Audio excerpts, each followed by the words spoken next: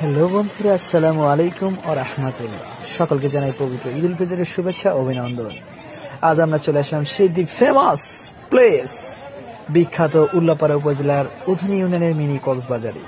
আজ ঈদের বিকালবেলা, তাই অত্যন্ত জ্যাম এবং অনেক অনেক অনেক ভিড়।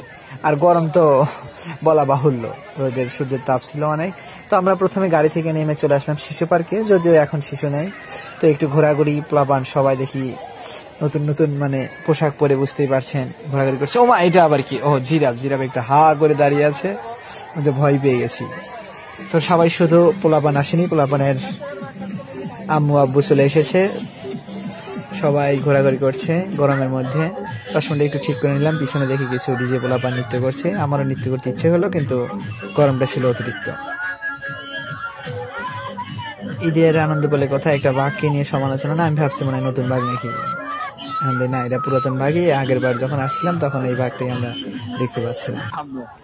তো কিছু ভাইদের সাথে কথা বললাম, তারা কি জন্য এসেছে এবং কিসের খোঁজে আছে। তো আপনারা বুঝতে পারছেন, এটার প্রশ্ন এবং উত্তর আমার ইউটিউব চ্যানেলে দেওয়া আছে, অসময়ের ফ্রেন্ডে। এখানে পাবেন যে তারা আসলে এত গরমের মাঝে মিনি কক্সবাজারে কেন এসেছে এত সাজুগুজু করে। তো তাদের উত্তরটা ছিল জোস। এবং আরো কিছু ভাইদের সাথে দেখা হলো, তারা হিনাকে খুঁজছে অধীনে মিনি কক্সবাজারে।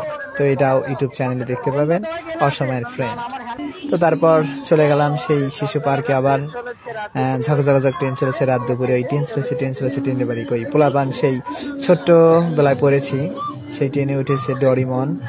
যদিও কবিতাটির লেখক আমার মনে নাই, যদি কেউ জেনে থাকেন যে ট্রেন কবিতাটি কে লিখেছেন তাহলে অবশ্যই কমেন্ট বক্সে লিখবেন। হঠাৎ করে দেখা হলো টেডির সাথে, টেডি দেখলাম বিনোদন দিচ্ছে সবাইকে, সবাই তার পিছে পিছে রওনা দিচ্ছে। তো আবার চলে আসলাম সেই ছোট্ট সোনামণিদের দোলনা খেলা, ঘূর্ণায়ন ভাবে আমরা ছোটবেলায় অনেক চড়তাম। তো একটা বাবু দেখলাম, বাবু তার বলা যাবে না, সে যেহেতু অ্যান্ড্রয়েড ফোন নিয়ে ভিডিও করে দেখাচ্ছে যে সে ঘুরতেছে। তো অনেক মজা দেখলাম যে সবাই। তো একটা ফাঁকা ছিল, আমি সেখানকার থাকা ভাইয়াকে জিজ্ঞেস করলাম যে ভাই, এটাতে কি ওঠা যাবে? সে আসলে আমাকে ইশারা করে বুঝাইলো যে আমার বয়স নেই, ওরকম না, ওখানে ওঠার বয়স নেই, ওটা শুধু ছোট বাচ্চাদের। তো ঘোরাঘুরি প্রায় শেষ, তাই এখন বাসার উদ্দেশ্যে রওনা দিচ্ছি।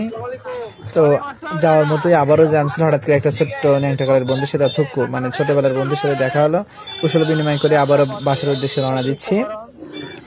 যাওয়ার মতোই আবারও জ্যাম, অনেকেই আসতেছেন, অনেকেই যাইতেছেন, তবে বেশিরভাগই সবাই সন্ধ্যা হয়ে গেছে প্রায়, তাই সবাই ধীরে ধীরে যার যার বাসার উদ্দেশ্যে রওনা দিচ্ছে। তো আমরাও রওনা দিলাম। এখানে অনেক জ্যাম ছিল, বিশেষ করে ভ্যান গাড়ি, মোটরসাইকেল, সাইকেল, এবং হঠাৎ করে যদি দু একটা বড় গাড়ি আসে তাহলে তো আন্টিরা খালারাও রওনা দিছে।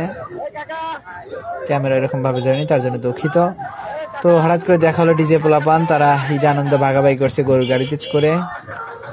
পিছনে তাকিয়ে দেখি, ওমা, শুধু আমি না, আমার মতো অনেকেই বাসার উদ্দেশ্যে রওনা দিয়েছে।